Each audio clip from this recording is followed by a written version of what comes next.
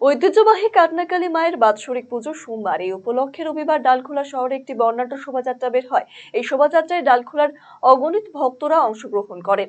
এদিনের শোভাযাত্রায় উপস্থিত ছিলেন করণদিঘির বিধায়ক গৌতম পাল, ডালখোলা পুরসভার পুরপতি স্বদেশ চন্দ্র সরকার, তনয় দে সহ অন্যান্যরা। এদিনের শোভাযাত্রায় কয়েক হাজার ভক্ত পা মেলান।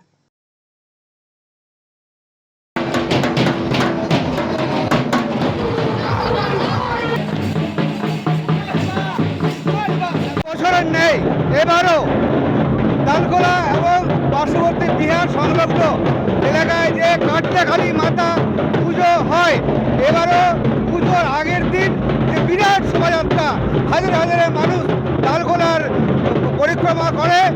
আজকে সেই পরিক্রমায় আমরা সমস্ত ডালখোলাবাসী অংশগ্রহণ করেছি এবং আনন্দের সহিত স্বতঃস্ফূর্ততার সহিত প্রচুর মানুষ এই কাটনাকালী মাতার শোভাযাত্রা আমরা সামিল হয়েছি।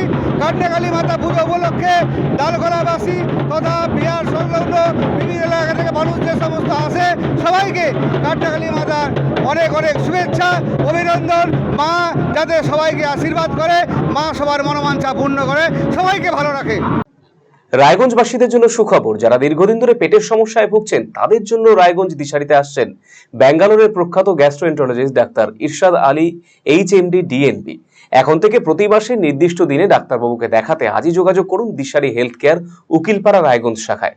যোগাযোগ করুন 7477785509 এই নম্বরে এবং 7477785512 এই নম্বরে।